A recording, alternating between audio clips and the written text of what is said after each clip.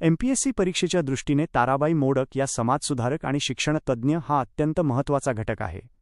विशेषतः पूर्व प्राथमिक शिक्षण आणि ग्रामीण शिक्षणातील त्यांच्या योगदानावर प्रश्न विचारले जातात. खालील मुद्द्यांच्या आधारे तुम्ही तुमची तयारी करू शकता. ताराबाई मोडक एमपीएससी परीक्षेसाठी महत्त्वाचे मुद्दे. 1. परिचय आणि पार्श्वभूमी. जन्म 19 एप्रिल 1892 मुंबई. शिक्षण मुंबई विद्यापीठातून BA 1914.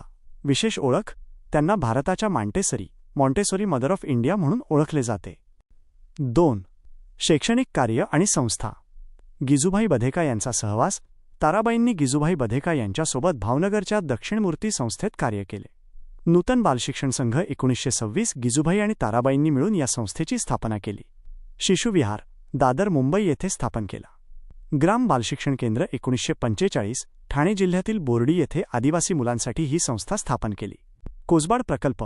बोर्डीहून नंतर त्यांनी आपले कार्य कोसबाडच्या टेकडीवर डहाणू तालुका नेले. 3. क्रांतिकारी शैक्षणिक प्रयोग. कुरणशाळा मिडो स्कूल्स. आदिवासी मुले शेतात गुरे चारत असल्याने शाळेत येत नसत. त्यांच्यासाठी ताराबाईंनी शाळाच रानात नेली. रानात किंवा झाडाखाली शिक्षण देण्याच्या या प्रयोगाला कुरणशाळा म्हणतात. विकासवाडी. आदिवासी संस्कृतीशी सुसंगत असे शिक्षण देण्यासाठी हा प्रकल्प राबवला. स्थानिक साहित्याचा वापर. महागड्या साधनांऐवजी स्थानिक वस्तू दगड, बिया, माती, पिसे वापरून मुलांचे शिक्षण घेतले. 4. पत्रकारिता आणि लेखन. शिक्षणपत्रिका. बालशिक्षणाचा प्रसार करण्यासाठी हे मासिक सुरू केले. पुस्तके.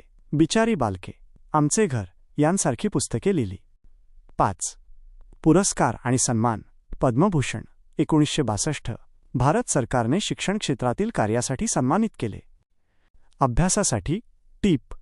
एमपीएससीमध्ये त्यांच्या कार्याचे वर्ष, स्थळ, बोर्डी, कोसबाड आणि संस्थांची नावे यावर जोड्या लावा किंवा योग्य विधान ओळखा असे प्रश्न येतात.